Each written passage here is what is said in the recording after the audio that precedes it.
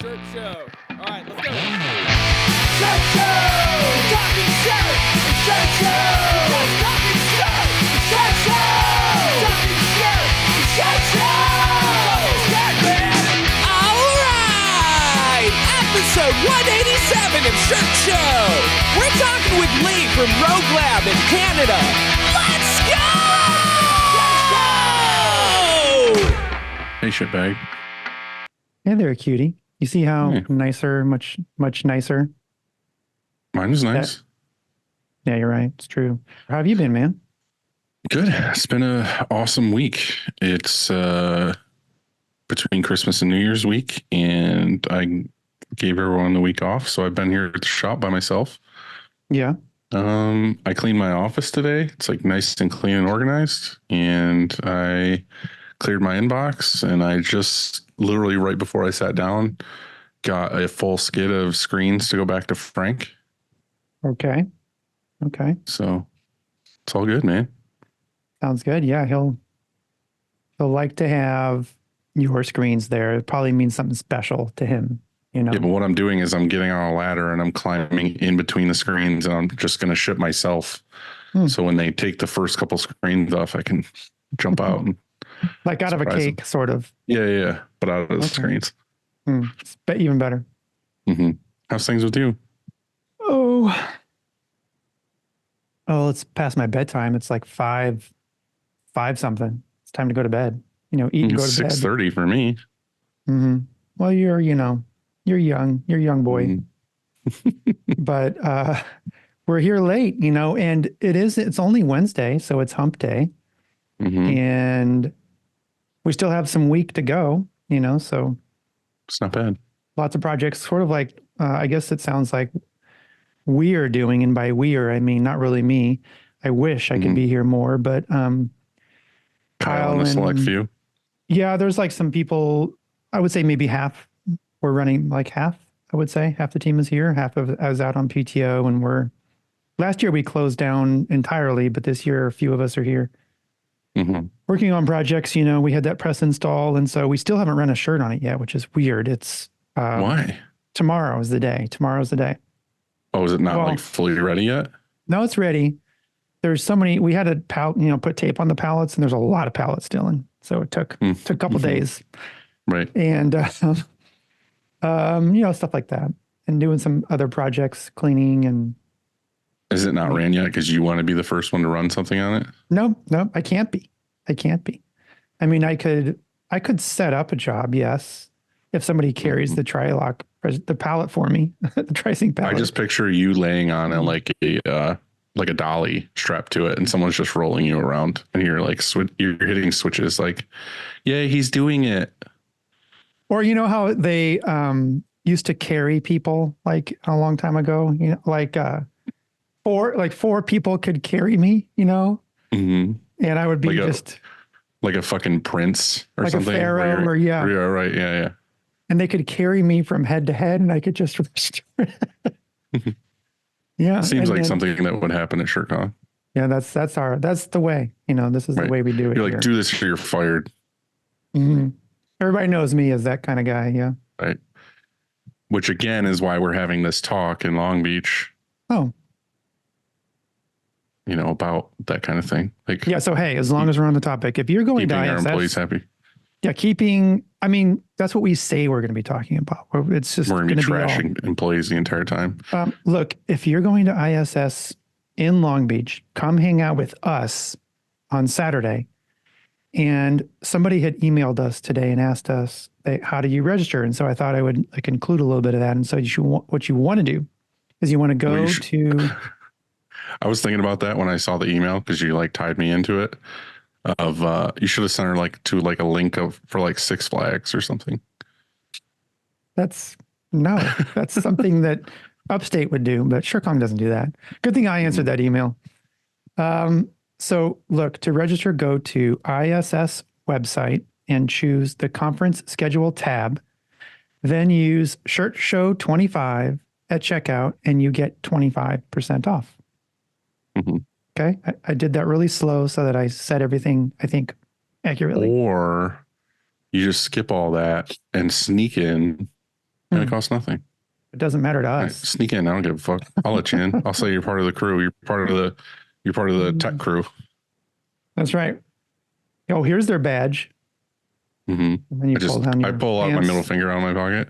Oh, it's actually right here. Precisely. So yeah, that's exciting. And we, I can't remember if we mentioned that we submitted the slides. They approved it somehow. They must not have looked at it. They must have just said, Did yeah, they? we're good. I was gonna say, yeah, they fucked up by inviting us. It's really exciting. You're going to Vegas. You're gonna. Yeah, I'm gonna be so coked out by the time I get to Long Beach that this seminar on Saturday is gonna be a fucking blur. Yeah, you're pre-gaming Long Beach in Yeah. Vegas. Right, but in Vegas is the promotional product show, but I'm not going to that. I'm just partying in Vegas for 3 days. You're not going to bed. Like it's 24/7. No, my eyes are going to be burned out of my skull by Thursday, Friday. Okay, good. Mm. Well, So maybe I'll by have- Saturday I'll be on the way down, but we'll see. you come hang out with me and we'll just chill. Like we're the opposite. It's the mild boys. Yeah. We'll just Go to bed by 9. we'll Have a warm glass of milk in the hotel room. we'll go to a dispensary and we'll just calm it all down. We'll slow everything down. Okay. All right. Okay. Deal. I know this is coming out. I don't even know when. Christmas will be long past, but Who cares? keeping with tradition, my son and Trinity got me. Then you know how last year they got me that tiny vacuum? Mhm. And keeping with tradition, I got this tiny, this one's bullshit though. This one's more bullshit. I got this tiny Monopoly game. Like it's this big. Like, and you see the. Is there actual pieces and money? Yeah. Like it's so small. I want to, like, you can't play with this really. I That's don't what she think. said. Yeah, I get that a lot. But look at that. Mm-hmm. Did you get any presents this year? I mean, you're kind of a Scrooge, you know, maybe you didn't get any. I get it. Yeah, Oh, my you got kids- one from me. That's for sure. I did. Yeah, I got some steaks and some burgers. Yeah. I mean, You did know- you just, This is going to sound shitty, but you know what the funnest part of your present was? Mm-mm. Is me alone playing with the dry ice in my hotel or in my apartment for like an hour. you're not supposed to do that. You're not supposed to play with dry ice. First of all, I barehanded it, which you're not supposed to do. No. You Second stuck of your all, tongue to it. yeah, I was just bored by myself. Mm, I put it in the sink and I kept just like putting water on it and making like smoke ponds.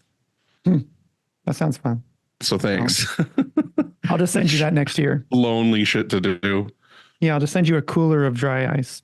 Yeah, that'll been good. I haven't had a chance to have the steak yet, but I will. I appreciate you. I love you. Yeah.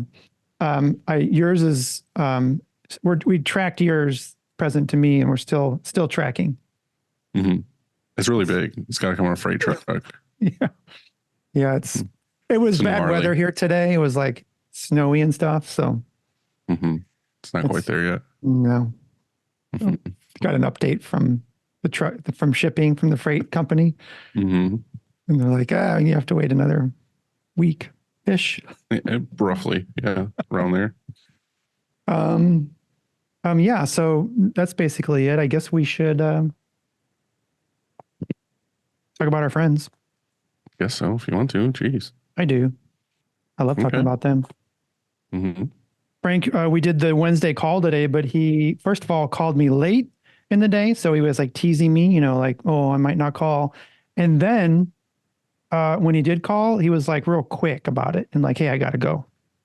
You know, and I'm like, Because he was waiting for my call. I was like, okay. I don't know if this counts as like an actual Wednesday call. So I think I'll call him later. That's what I'll do. Mm-hmm. Be a Probably good like idea, 11 p.m. right? Wow, that sounded it distorted. Like I heard some distortion. You were so like hyped up there. Put it closer to your mouth. Like I let's don't see. want it closer to me. Put it way up in there. Hey, I'm gonna check. turn Are it- we? I'm going to turn it down a smidge. Are we? Hey, can you hear me, baby? Hey there, baby bear. Mm-hmm. I got you.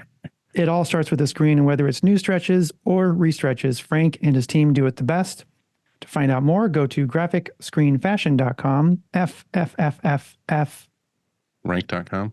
or greatfuckingscreens.com. Mhm.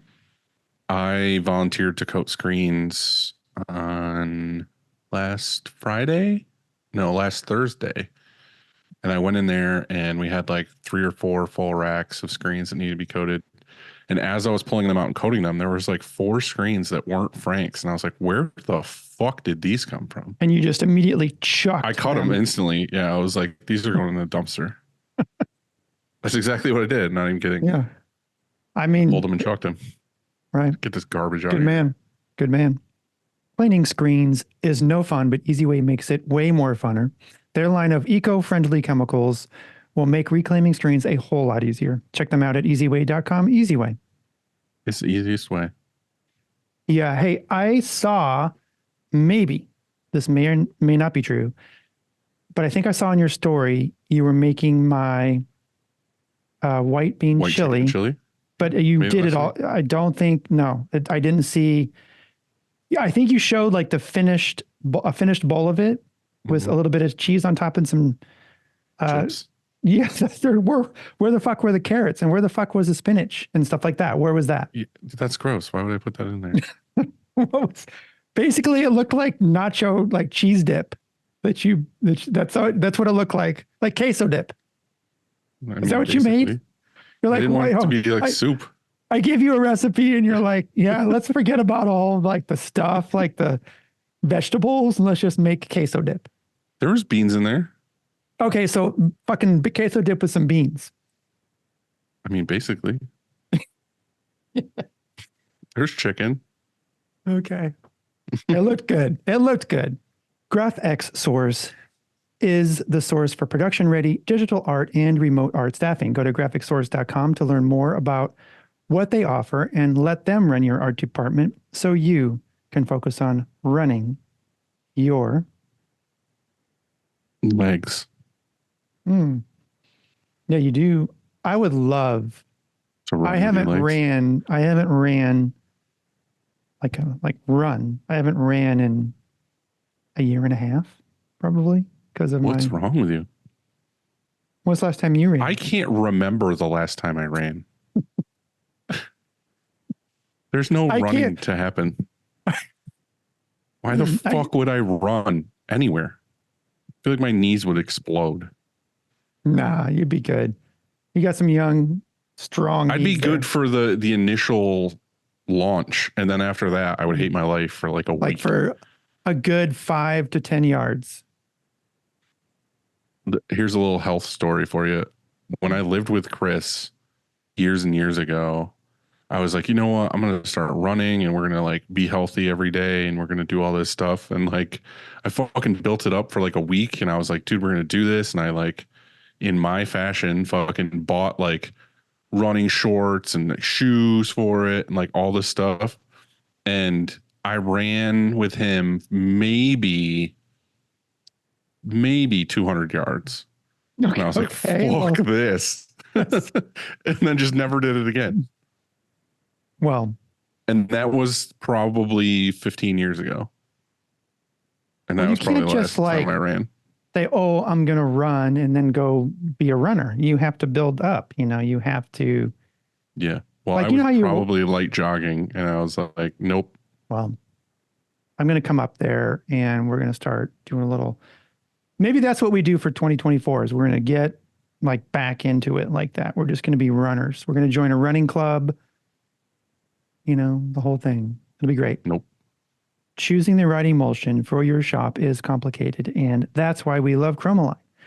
You want to go to chromaline.com and watch all of Kev's vids, and then contact him on Instagram at the Emulsion Guru, and then get the answers you Want. and need. It's a want and a need. Mhm. It really is. It's both of those things. Yeah. Yeah. Just hit up Kevin, slide into his DMs and be like, hey, baby boy, Mm, hook me up with that sweet, sweet emulsion. mm. Yeah, it's a song. Mhm. If you're not using DTF or screen print transfers in your shop, you're doing it wrong. We have partnered with Howard Custom Transfers to get you the transfers you need fast. Check them out at howardct.com, not howardct.net. Did you buy that, by the way? Did you buy? Fuck no. Nope. Did you buy? Can we do that right now? Buy Upstate merch sucks No, I don't care. or dot sucks. I mean, because you could just make shirts, and I guarantee you we sell some, like a lot. If I retire. Upstate merch sucks. Yeah. All right, let's buy Don't it. you want that shirt? Wasn't that one more expensive than That's like $200. Yeah. Was it really? Yeah, $199, pretty sure. I told you, like I texted you the night before that episode was going to come out. I said, you better buy that I shit. know. I saw it. Yeah, I don't care. I'll buy it for you. I'll buy it tomorrow. Okay, thanks. And I'll hold it. And you'll make the For you. website. Mm. Hey. Yeah. What do we got on today, bud? D, we have got another banger of an episode today. You like that? Please welcome our friend from the North, Mr. Lee Stewart. How's it going, gentlemen? Look at his fucking lighting and background. You're such a fucking asshole. You should have known by now. I'm not You're here to a play dick. around. You're lucky I didn't have the multi. You're I supposed to almost try had to the make us multicam look set up. good.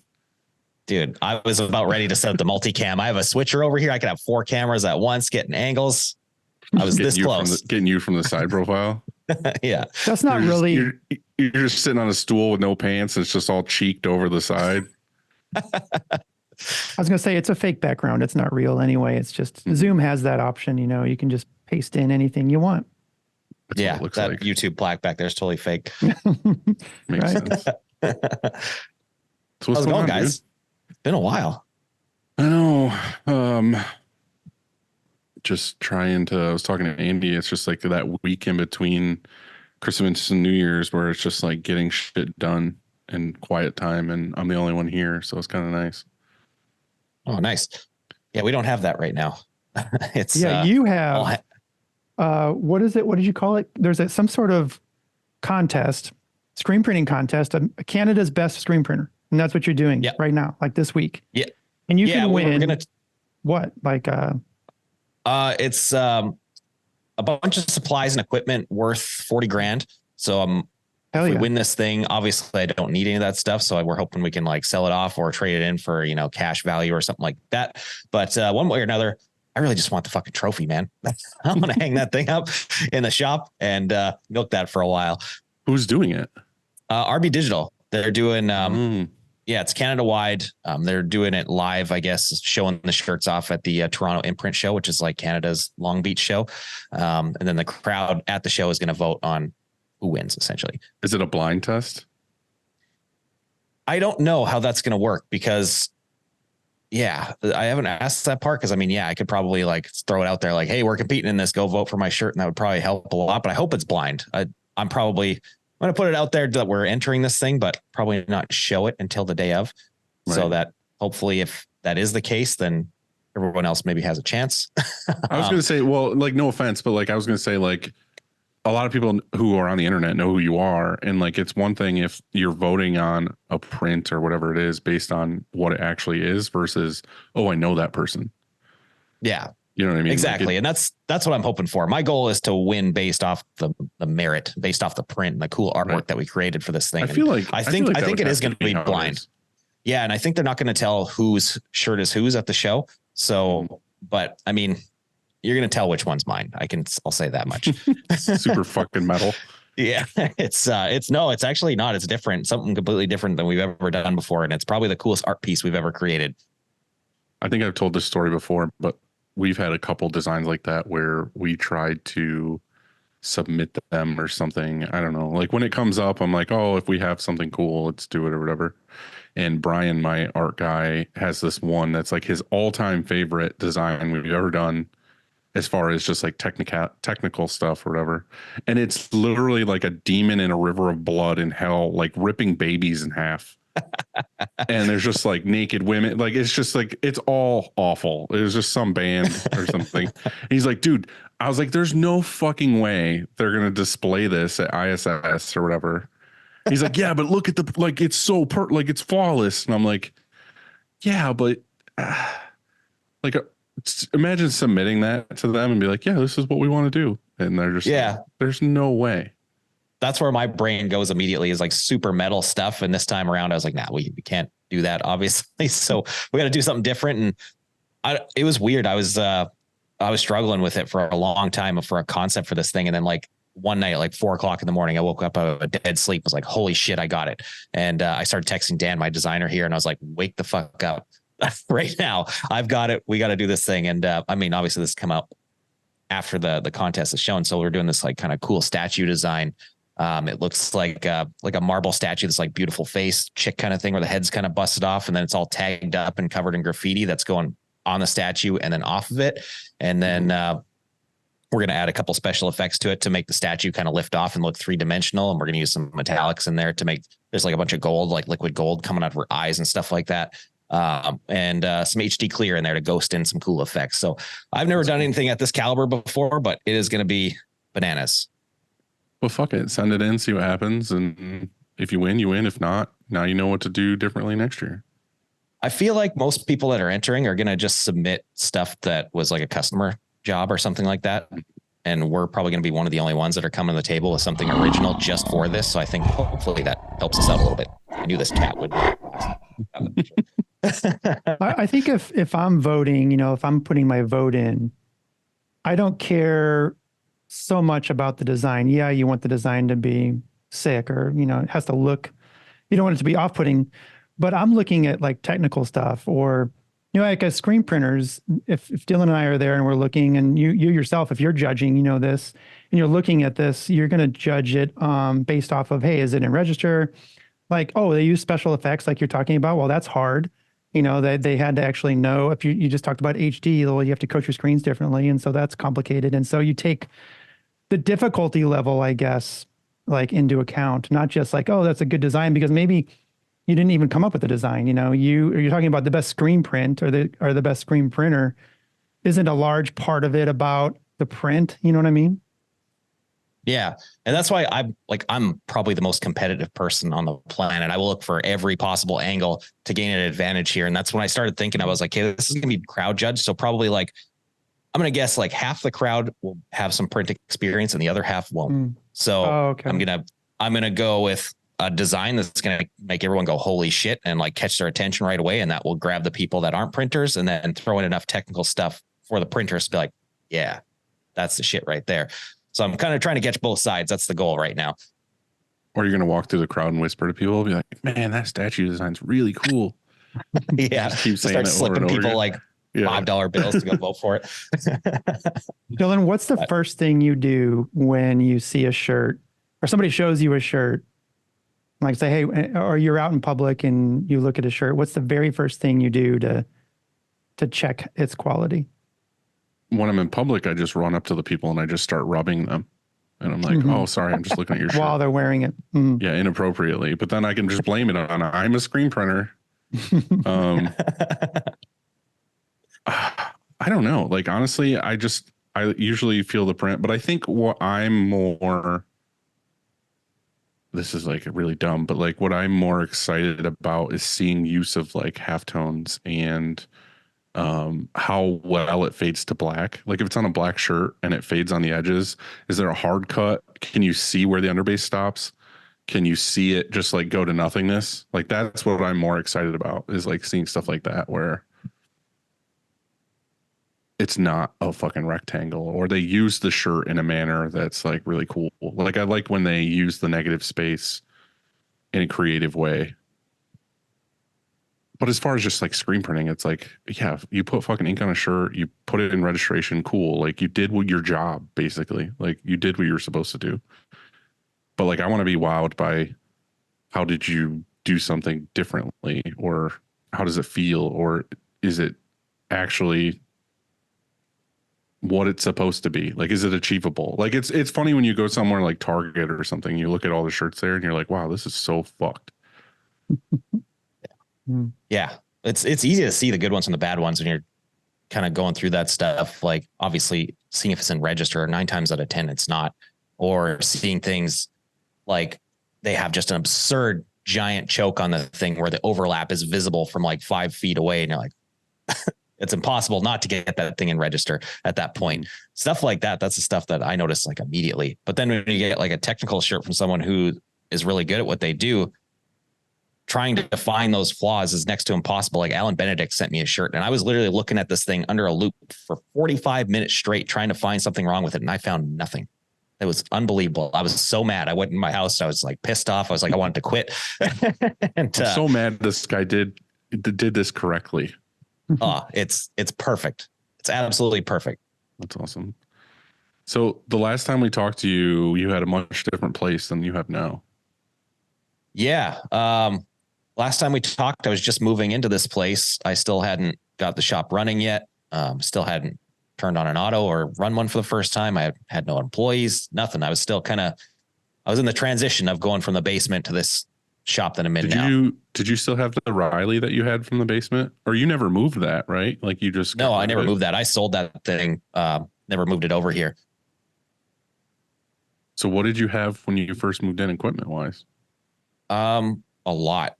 It all kind of, you just got a lot delivered all at once, right? And it was basically like months of just putting shit together, wasn't it? Yeah, it was like 6 straight months of just putting stuff together. Like everything just kind of started dumping into the shop one after another, and went through a lot of problems that first year. I documented the whole thing, obviously putting all the equipment together, and made a lot of videos about that, and then started documenting like, hey, here's all the equipment that didn't work. And we had a lot of problems with the first auto that showed up. It was a lemon, unfortunately. We had designed a really cool manual press that was like custom just for me, a one of one type of thing. And we overlooked some stuff that didn't work out on that thing. And I was dead in the water for quite a while. It was a rough year. And then finally, just this past, it would have been last December, the shop was fully operational finally. Mm-hmm. That auto you got, was that just kind of like a filler to give you until they had something available that you actually wanted? Yeah. So the way that came about was like we had made the whole arrangement kind of at the height of COVID. So it was really hard to get stuff, and it was going to be very hard to get a new press over from Portugal to here. So they're like, hey, we got this press that's been sitting around, whatever. They were on their end misinformed as to what kind of condition it was in. And then of course that transferred over to me, and I was just like, yeah, it sounds like a great press. Sweet. I'll take it. And we'll swap it out. And it turned out that thing was haunted beyond belief. There was so much stuff wrong with that press. Like after it got sent back to them and fixed and whatever, like the amount of stuff that I heard was wrong with it, I was just like, holy shit. Like the fact that I was able to produce some decent product with that thing was nothing short of amazing. My favorite thing that you do, and I don't know, I can't remember where I see it, if it's on your stories or whatever, is when you just start fucking replacing parts. Yeah. Where you're like, this rivet's fucked, and you're just drilling shit out, or you're like adding things, or you're like, this on off switch is shitty, and you're just like replacing parts with like things you have laying around. Well, yeah, because I used to be a motorcycle mechanic and stuff. So like compared to that, screen printing equipment's like a caveman, with a rock and a stick in a cave kind of thing. It's not even on the same level. Like as something like a dirt bike or a snowmobile or whatever, something that like I'm risking my life with. So I've looked at something like this that's broken. I'm like, well, shit, I'll just rip that apart and fix that. 9 times out of 10, I probably have the parts laying around to do it. I've got so many motorcycle parts bastardized onto my equipment. You would have no idea. I think one of the hardest things is doing it like you did it, so we decided, I can't remember, it was probably 2018-ish or something, and we bought a whole new screen room. So we were expanding and we built out a screen room, and for the very first time we were going to have this dedicated screen room. And so we bought and had delivered on the same truck. We got an auto coder, we got the iImage, we got a new exposure unit, and then we got an EcoRent, so a developer.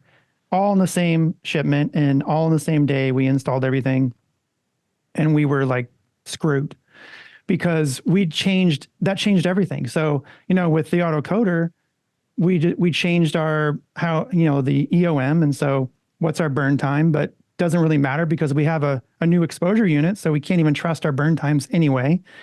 And then we have this iImage. And so that's putting down ink, but you have to change how you, I guess, and when we first got it, we didn't have the right humidity. And so we were changing how much ink we were putting down.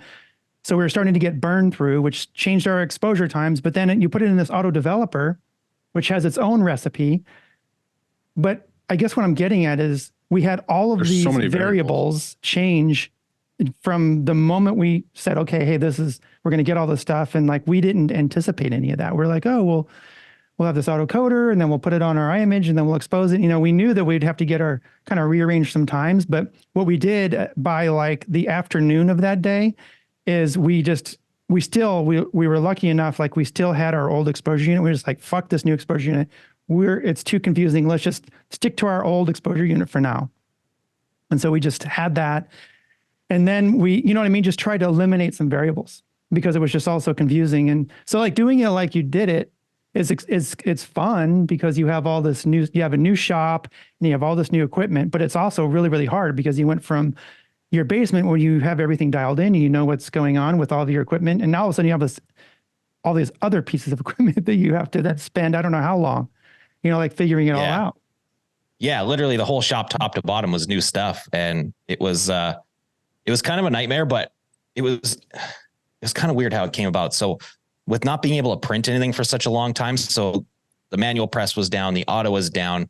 I was able to use the DTG, which was okay for a while. My other avenue of business, which was like making stickers, that went down. So all this stuff went down at the same time. And my means of making money just went, it was done. So I couldn't like do anything in the shop to make money. And then of course I make money by filming videos about what I'm doing in the shop. So literally everything was gone. And man, I came very dangerously close to losing the entire business. Like I was a ball hair away, super, super close. And it was absolutely terrifying. I lost all my clients, basically the whole deal. But then once things started starting to work again, it kind of worked out for me in the end, because then I was able to just be like, okay, now I can just focus on making all this shit work. I don't have to answer this person's email or talk to this customer about this and whatever. I was able to just kind of take like a month and just figure it all out. And that ended up working out very well for me in the end. So when I was able to kind of start getting the business rolling again, I was on top of it immediately. It worked out pretty well, but that was the hardest year of my entire life. I'll say that much. How do you go about that though? Like, I don't know how in the weeds you want to get, but like you go from having a business where you're printing stuff pretty frequently out of your house, and then all of a sudden you're like, you just stop. Like, how do you deal with that with customers, and how do you deal with that with like your own finances and stuff, to just be like, because you were down, like you said, for what, fucking a year or full year. I had nothing I could do. So I was lucky in a sense. I have more than one income stream. So I was able to collect, some money off of YouTube while that was still running in the background. It wasn't like a lot, but it was enough to pay a good chunk of the bills and stuff like that. We have digital products we sell and other things. So I was able to stay just barely afloat for a while, for pretty much the whole thing. But there was really nothing coming in that I was able to like go ahead and do more with. But as far as handling the customers and stuff, honestly, I didn't do a good job of that. I did a terrible job at that. That's probably why I lost most of them because I was so, you're just like, not ready yet. Or I was just, like, after hey, you tell people no for so long, they're like, all right, I'm going somewhere else. Or it got to the point where I got so depressed about the whole situation. I just stopped talking to people altogether. I was just like, fuck this whole deal. And, I went through like 6 months of that where I was in a real bad state.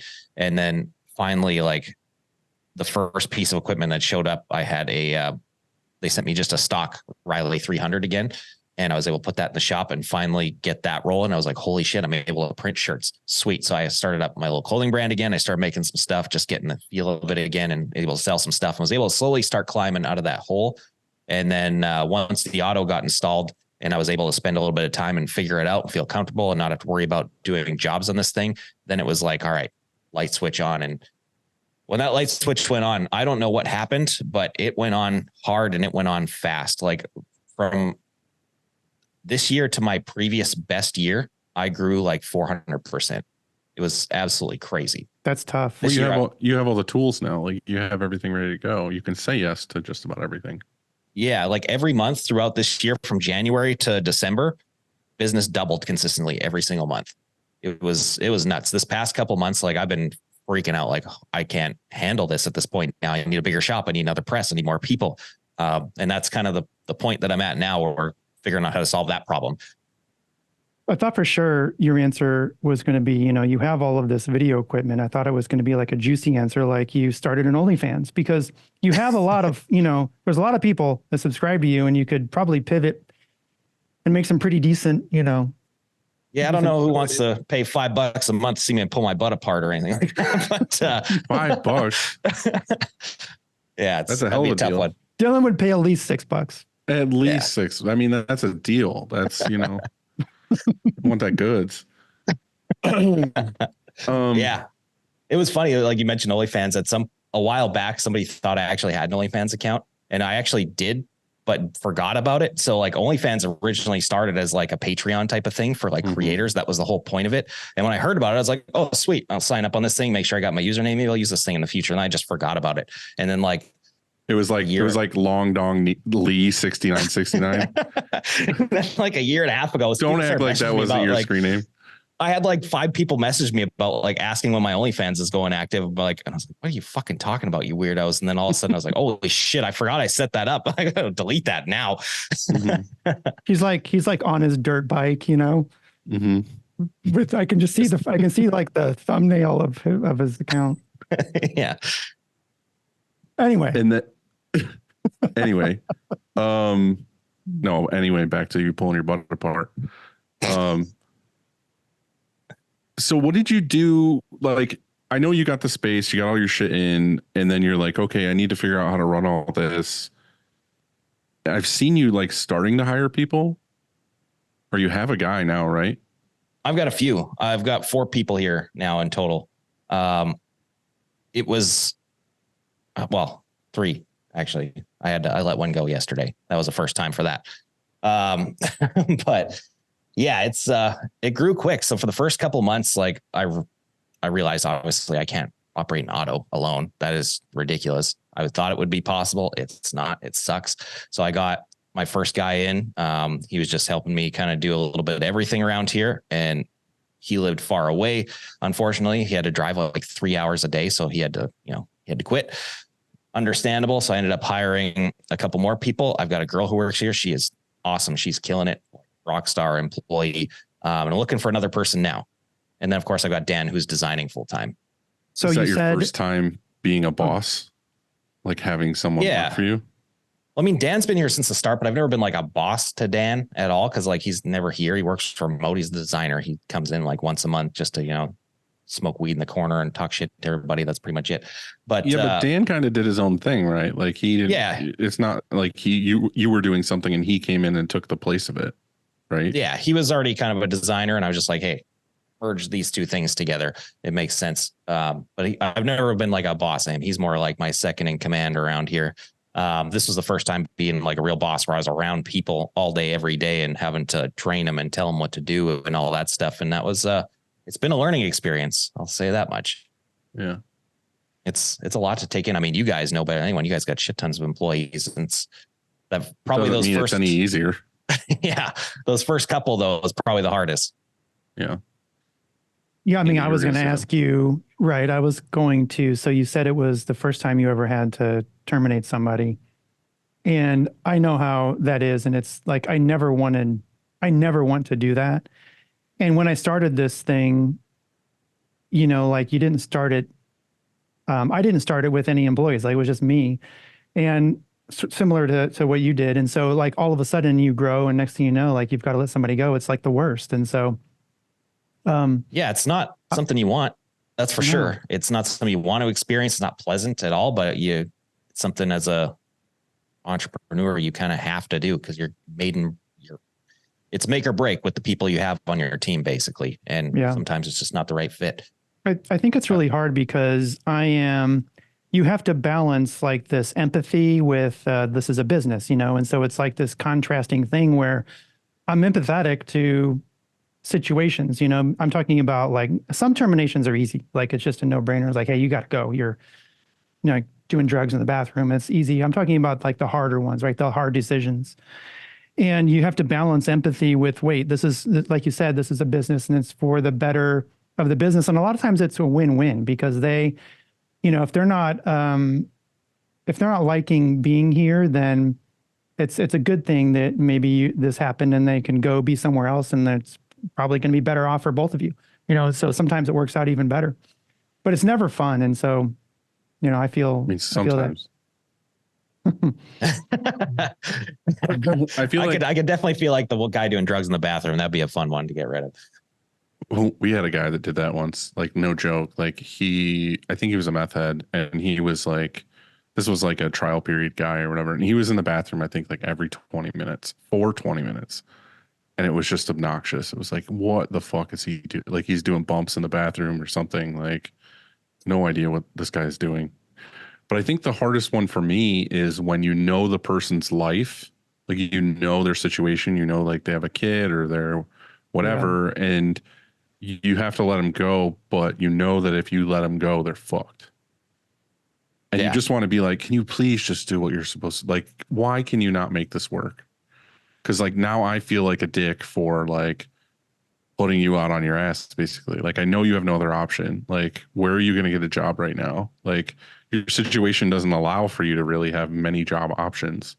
That's where I struggle. And I'm like how, and then I start looking for ways that I can make it work, like compromising my, like what I want to do, because I don't want to screw another human being over to where it's just bad all around. So that's kind of where I'm like, I don't know what to do. And then everyone gives you their sob story. Yeah. But like, what's true? Like what's actually happening? Yeah. So yeah, that part's, it's not easy, but at the end of the day, I'm pretty good with separating my business from myself and my own emotions and feelings. And it was just like, you know what? All right. After I made the decision, it was just like serious face went on. It was like, all right, you're done. Here's your paperwork. Here's the door. Yeah. Still wasn't pleasant, but I mean, I felt good about it in the end. I mean, I know you're a friendly guy and all that stuff, but I feel like I wouldn't want to work for you. I don't mean that in a bad way. I just mean in the sense of like watching your videos and talking to you and whatever. And you're like, no, like, I know this would be passable for some people, but for me, like quality, whatever, or just like the fact that you make all these videos, like they're going to have to be on camera and like all these other things. Like, are you finding that that's like super daunting to find people that are like okay with all those things? Yeah. I mean, being on camera and stuff, no one seemed to have a problem with that. It's more or less like what you mentioned. Like I'm hypercritical of everything, and I have to be. Like I'm putting this stuff out there to where I'm scrutinized beyond belief. Like I'm probably more scrutinized than anybody else that does this shit, because everyone's watching these videos and looking for me to make a mistake so they can go talk shit about it somewhere and whatever. And I don't want to give them that excuse. So I'm going above and beyond to make sure I'm everything perfect and whatever. And that is tough for some people to keep up with. And I've had to kind of like let off of that. So for myself, when I'm working on stuff, that's always the standard. But now that I've had employees around long enough, I've learned that like not everyone can perform at that level. And I've been able to kind of like dial it back. And, you know, if they get it like 85% to where I think is good enough kind of thing. But there are the people that they're at 20% of what I expect. And that's, I think a lot of it is just, they just don't know. They just don't know. Like they're not as into the industry or into the inner workings and the knowledge of what goes on. You hired them to basically fucking grab a stack of shirts, load it on a press. And you're like, oh yeah, when you load this, the squeegee angle's this, the pressure's this. And then they just load and print and they're like, yeah, this looks like the mock-up. It is what it is. But in reality, there's a million variables they should be looking out for of like, oh, there's fibrillation, or, oh, this is too tacky, or this flash is too hot. And it's like over flashing. Like there's a million things that they need to learn by experience that might result in a shittier print. But to them, they're just doing their job. So that's what I mean. It's hard to be like, I have that all the time where like, I know in my head, like this is how this is supposed to be. And then I run out there and I see them. Okay, this is a perfect example. So like, I personally don't like black ink on, say, like a military green. Like if a job comes to the door that has black ink on military green, I either try to go with a matte black ink or I use water-based black. Like I will almost always say water-based black ink, because we get people all the time that want black ink on like some kind of military color or something. I just think that when you use straight plastisol on it, it for some reason mutes out too much, or it has like a slight shine to it or something, where like the contrast isn't enough. Like you can't see the print or the numbers or whatever's on the shirt well enough. It's not like a stark deep black. So, but again, like you could just say on a mock-up like black ink or something. The sales team might not know the difference. Goes to press, they look at it. Yep, looks like it's supposed to. Gets checked off, marked off, whatever. The job gets printed, and then I walk out in the shop to just fucking walk out, and I see a stack of shirts, and I'm like, fuck. But then you're like, how do you tell them like they did something wrong when they didn't really do anything wrong? They just didn't know any better, that like we could make this better. And then you have to say like, oh, from now on, like this is what we want to do and blah, blah, blah. And it's just kind of like, it's the little things like that like they're just not in the know. It's not that they're doing anything wrong. It's just they don't know how to make it a little bit better because they haven't seen or heard how to do it. Yeah, and that's something like I haven't even experienced yet because I won't let anyone touch the press. That's mine. That's my territory. Stay away from it. You can load screens on, load squeegees, flood bars, break the job down. When it comes to printing it, just stay out of my way. But that's something I'm gonna have to let go of that at some point, because I'm getting to the point now where I'm printing so much that it's back to like how it was when I was in the basement with a manual, where I was like, it's too much for one person. I'm running that press nonstop 7 days a week. And I got to find someone. Is that what you want though?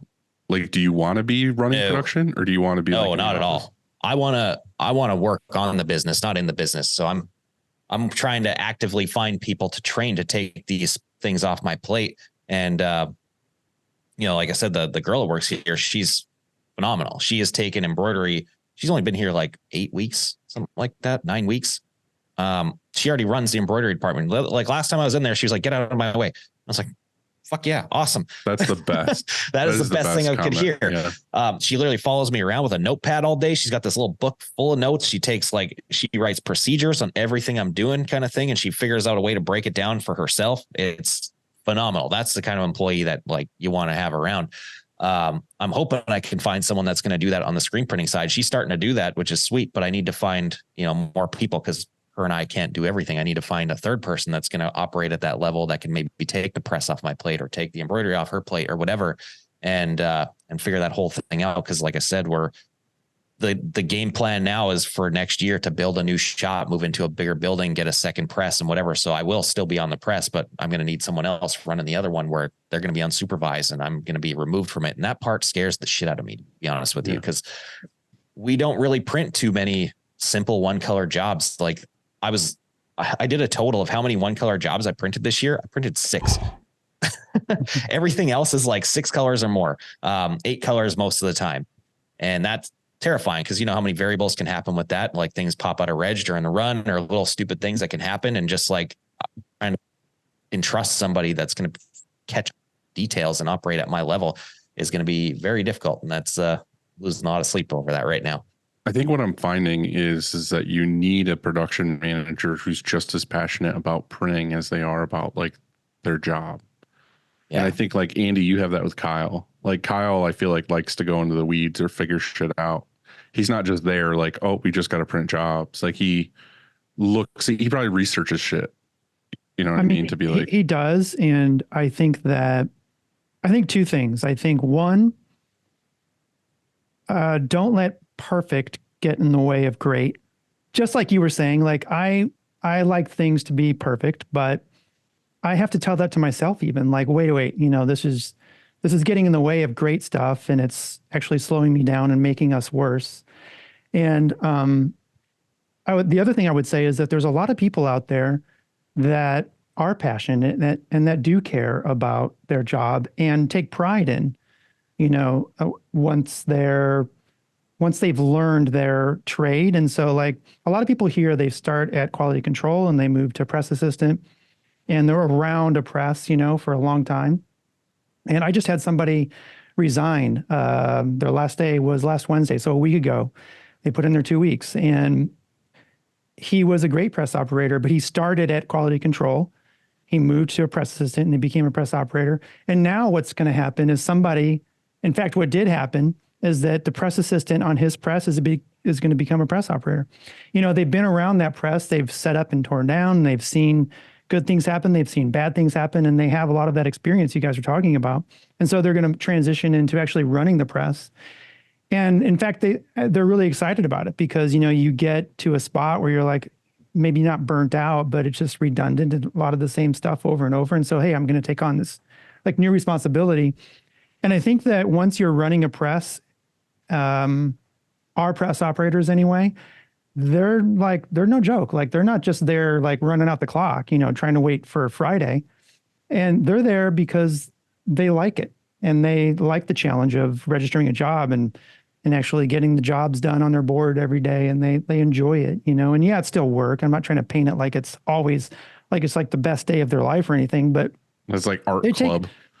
They take, sincerely though, they take pride. And if you went up to them and you said, oh, this could look better, they'll probably get a little defensive at first and say, wait, what the fuck are you talking about? Like that shit that's fire. Like that's the way it should look.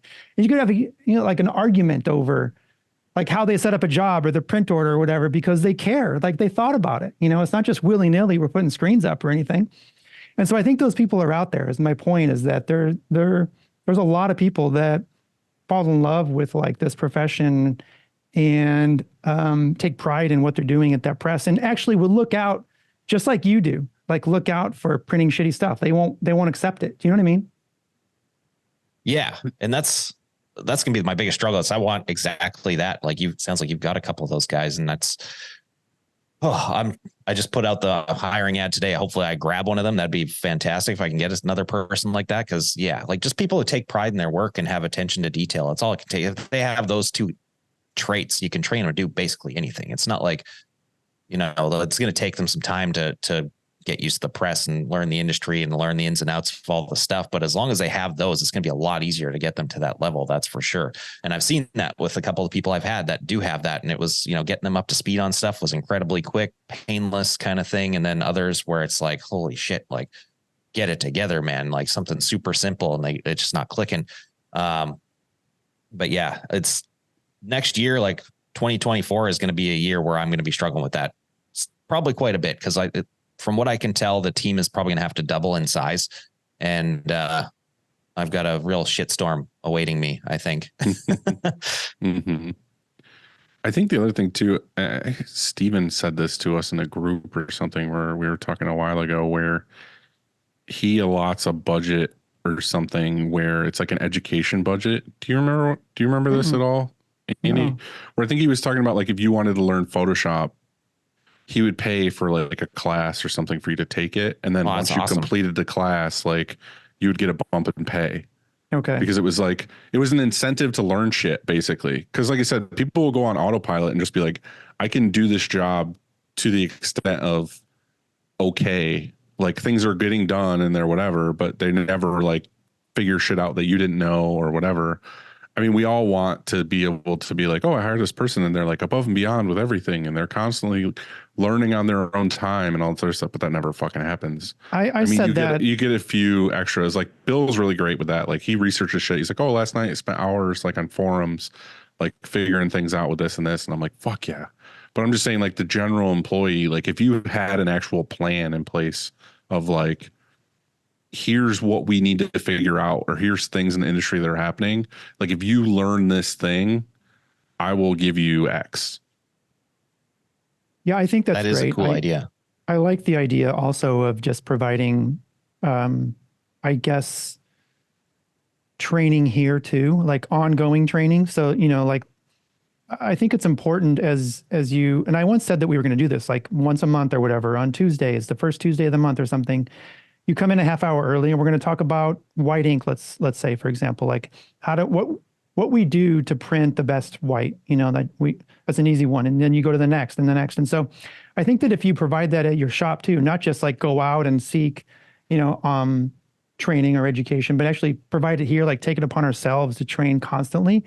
And like you said a minute ago about Kyle, he's like that. And so he sets a good example as the production leader, instead of manager, you'll call him production lead. He sets a great example because he self-educates and also takes the time during the day. Like if something isn't working, he calls a timeout and people huddle up and they're like, hey, wait, this went wrong here. Check it out. Like, let's not do that again. And I think that, I think that's important. I think that if you're going to have a production lead, and a lot of times it's the shop owner, I guess maybe you're that Lee. And you have to set that example too. You're out on the floor, you're out on press, and you have to call a timeout and say, check this out. Let's huddle up and look what happened. Like, look what went wrong, but also look what went right when things go right, both equally. Yeah, that's actually something I learned relatively least recently. I'm a big fan of Jocko Willink and his books and things like that. And I just, Ryan Moore was just here for a week and showing me masterclass. And he's like, man, you got to get on masterclass and check this whole thing out. So I was like, all right, cool. So I got on there and found he had a masterclass on there, and it's all about leadership and things like that. And it actually explains that exact concept that you're talking about is, getting people together and finding out, how things went wrong, how this could be avoided, how he could better do things in the future and whatever. And rather than like, looking at it as like, oh, okay, you fucked up this job, and be like, chastising him for it, like figure out a way to get through it in a positive manner and like, educate them along the way. And I was like, the way he explains this whole thing was just super, super insightful. And I've been trying to apply that in the shop, and it's actually been working pretty well. Like when things have come up, I've kind of taken that approach because I've had to learn a whole new level of patience having employees now. That's something before. And taking that approach, man, it works. Like I can literally see it happening as I'm explaining things or whatever, and taking that approach to it, that like you can see the gears turning in people's heads, and like you can see the problems go away the next round whenever you're doing the same thing again. And it makes so much sense to look at it that way and to take those little breaks and kind of break things down and be like, okay, like how can we better do this, and this? It goes such a long way. It's crazy. I just don't know, like, again, I want to be helpful and encouraging, but I also want to be stern in this effect of like, we do need to actually get shit done though. Like there's a lot to do and we need to like move quickly, but we also want to take the time to make sure the quality is the best. So I feel like it's like that weird balance in between of like, how do we produce as much as possible, but also like super care about every print and how it's getting done instead of just being like, oh, fuck, we just got to turn and burn all day long. Like I've been to a lot of shops where you can see that they're just fucking like cranking shit out. And it's like, you're watching them do it and you're like, wow, that's impressive. They can do a lot of shirts, but then you're also watching them actually print it. And you're like, there's fucking ink everywhere. They're doing like 85 passes of things. And like I went to a shop once that just did manually printing and they had a ton of manuals, and you just watch this dude like grab a screen, throw it in, tighten it down, like no like checking to see if it's centered or anything. One color, grabs a squeegee, throws ink on it, and it's just like 6 pulls the shirt thing up, grabs it, throws it on the dryer or whatever. And it's just like, fuck. Well, I mean, you printed the shirt, but like, was there any attention to detail in there? Did you double check anything? Like, there was no underbase. It was just green on black. Like you just laid down a shitload of ink and called it good. And I don't know, like you could look at that shop and be like, wow, yeah, they output a lot of pieces. But it's like, well, how many of those pieces are actually like, are you proud of? Yeah, probably not many, honestly. And that's kind of like how I operate my shop is very different. I tell people, customers and shit, like most of the time, like we're able to hit deadlines pretty consistently and stuff. But like when people want rush orders and things like that, I just tell them straight up, you want something fast, go somewhere else. That's the way it is. You want it perfect, this is where to go.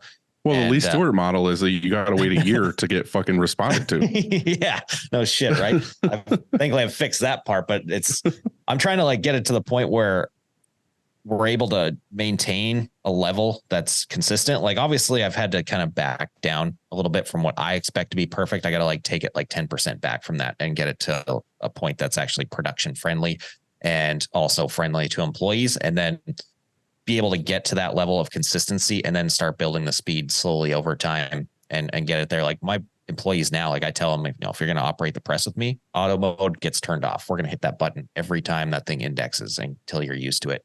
Or with the embroidery machine, we could run all 6 heads at once, but I'd rather you not fuck up 6 pieces at once, run one head at a time kind of until you feel like you're comfortable. And, some jobs, they might take a while to get out, but I mean, they're leaving the door where every piece in that run I can look at and be like, yes, that's awesome. That's got my name on it. I'm happy with that.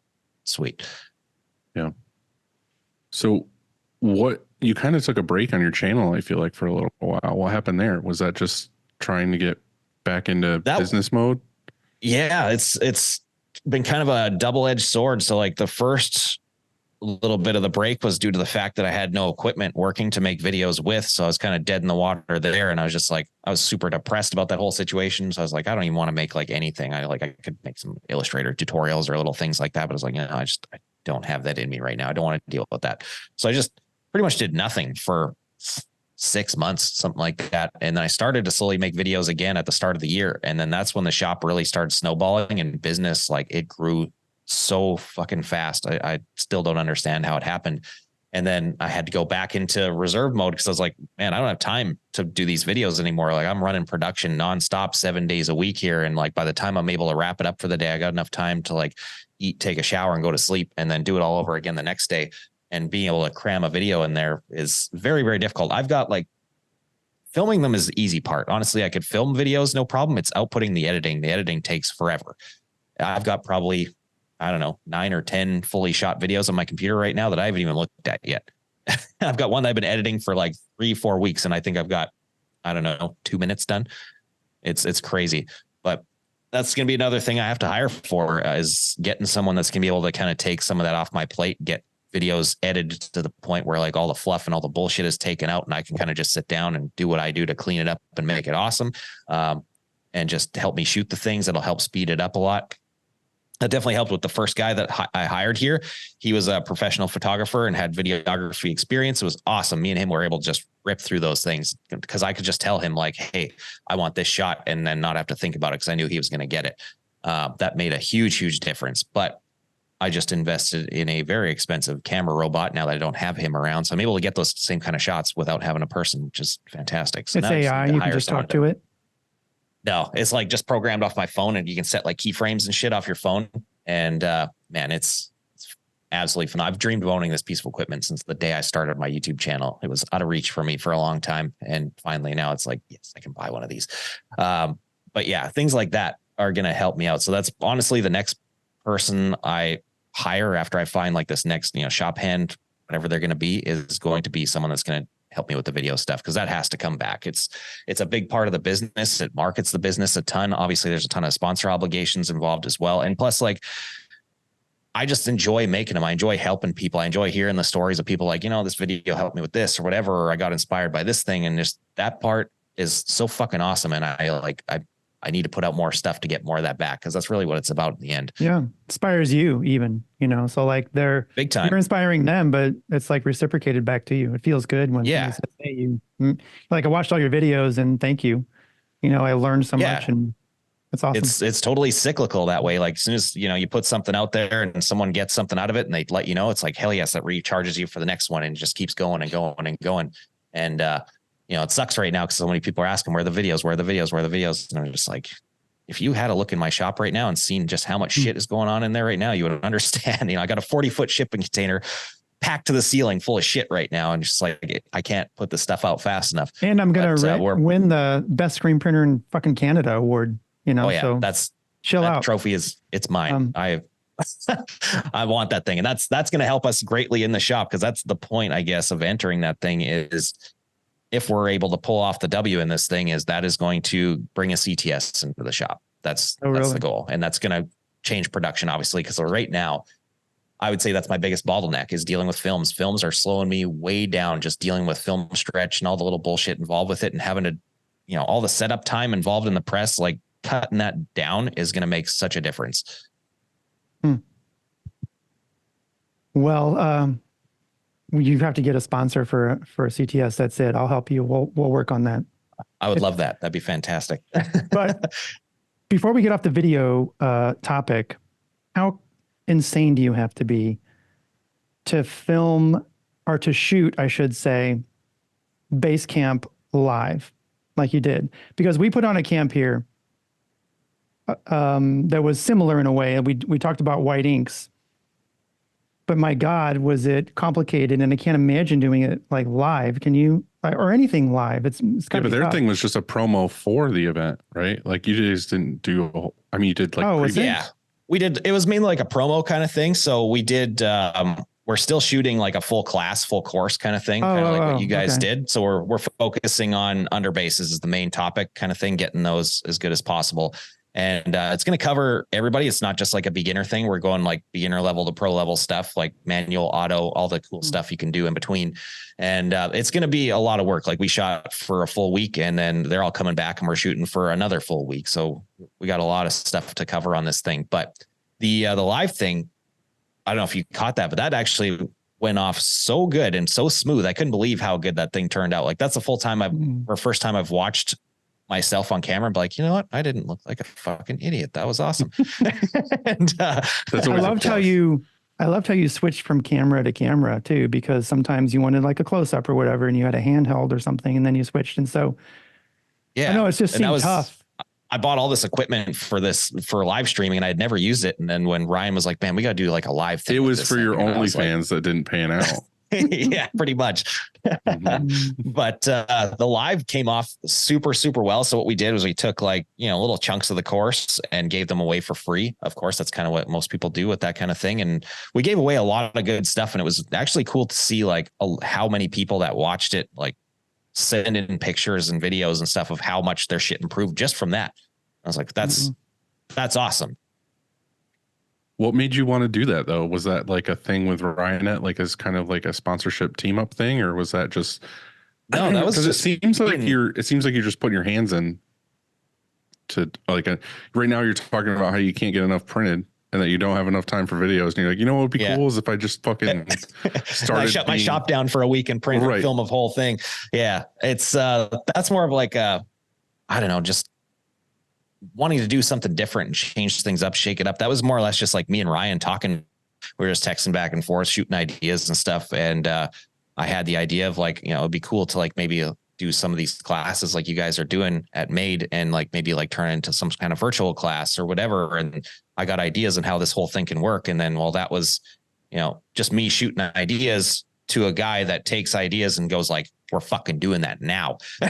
Yeah, that's Ryan for sure. That guy does not mess around with stuff. So like it went from me sending him this text message just randomly about an idea I had to him jumping on an airplane like 3 weeks later and just like, holy shit, this is happening. So yeah, that it just kind of went down like that. And it's going to be really cool. Honestly, the way that this thing is going to be put together and the information we're putting in there is super, super good. I think it's going to honestly be a good like help for a lot of the people in the industry. And also, of course, in the end of the day, it's a product for them to sell. And I think it's going to probably do pretty well. I was going to say, are you tying that at all into because weren't you doing like your own classes or your own like mentorship consulting kind of thing? Yeah, that's more or less just like one-on-one kind of thing, like video chats, like we're doing now with people. And that's more like free for all. People just come on there and ask me whatever they want to ask. And I work them through stuff. A lot of the times it's people who are kind of getting into the business, starting off at the bottom, like figuring out how to get to like my home shop, how that was. So I'm kind of walking through the steps that I took to get there. Or and now it's kind of shifted, which is cool to see, because at the first it was basically just those people. And then now that I'm running all this bigger stuff, I'm starting to get more and more people who have autos and things like that and are asking like how I'm able to kind of like grow this thing as fast as I'm growing it right now, which is pretty sweet. Honestly, I didn't expect that part to happen. So it's kind of changing a little bit, but that part's completely on its own. It's a separate deal. Do you do any of the classes just basically because one of the things I obviously think is like a real strong suit for you, among other things, is just like your marketing, like the ability and the videos and the photos and like all that. Like you do a really good job at that. And I know that's a lot of that is just you. Like there's no team. It's just you're doing all these things. Like, I feel like if you just did a course basically on like, hey, like fuckhead, like this is how you can just basically market yourself with an iPhone, or, you don't have, people have like fancy cameras, but they're not going to have the shit that you have. Like, I'm just wondering, is there like a course or something on just basic, like, vlogs shit that you can do in your own shop every day? Like, I feel like a lot of people struggle at that, where they're like, oh, I just don't like being on camera. But I feel like there's a lot of shit you can do where you're not on camera and you're just getting good angles, or you're showing off certain things. There's super easy things to explain to people like that. And I've honestly thought about doing things like that. Like, I want to do more of the class kind of stuff. I think once we get this first one out of the way, because this one's going to be a huge, like very high production value kind of thing, I'll probably do some more stuff that's more like just me on my own, filming videos, how I film them, and kind of throwing more education towards it. Like one thing I really, really want to do is do a beginner screen printing course kind of thing. But the kicker with that is, you know, how put this whole thing together, however it's going to be like 18 videos, documentation, all the crap that goes along with it, but put it out for free. That's my goal with this thing, is just to throw it away for free, help people get into the industry. The industry is expensive enough as it is. They don't need to pay to learn how to do it at the same time. But all the other little things like that, like, yeah, teaching a course on how to like do a video around a screen print shop or market yourself in that way, I think would be very cool. I was kind of thinking about that today, honestly, because my one employee, she's never picked up a camera before. And I was like, well, here's a $12,000 camera. There's the record button. Let's figure this out. And by the end of the day, I was watching some of the footage back after I was explaining things to her. Honestly, it looks like I shot that shit. It was really, really good. Like after you explain to someone like, hey, this is how to use foreground to your advantage, or how to get. But like that's what I mean. Is like, yeah, it's stuff like that you could tell people, and it would level up their game so much. To just, I know we all talk about screen printing and like the fucking how to print white and all this other stuff, but there's so much more to this business of just like that nobody ever really talks about. It's like getting sales, retaining customers, fucking just marketing yourself in general. Like you could be the best fucking printer in the world and be like, every print I do is flawless and I have all this technical ability, but if they never show it or know how to showcase it or show it off, then who's going to fucking find them? Like, right. Exactly. Like if they're just taking the standard, you know, here's a picture of a shirt and a palette, click, done. But then there's the other side of it too. Like you could be amazing at video, but suck dick at printing. And yeah, like me in the beginning, you're making videos on things, and like it's you know, whatever. So I think it needs to be both things. Like I think it's really cool, like you're saying, if you did make video series on, like, you're starting from buying a fucking speedball kit at Michael's or whatever to what's the next step into getting a manual, because there's so many people that just go on YouTube or whatever and they're like, oh, I figured out how to like put ink to screen. But then what do you do from there to make it a legit business? Like, yeah, I want a manual and I want to print shirts, but how do I get my first customer? How do I, you know, do this, do that into, like you said, like the barrier of entry into this industry is so easy to just be like, oh, I bought something on Craigslist for $150 and now I'm a screen printer. Yeah. But and that's, how do you get it? That's to kind of the way step? I plan on approaching it too, which is what popped into my head was like, all right, I'm going to film a video of like, here's me making a one color print on a one screen, one station press.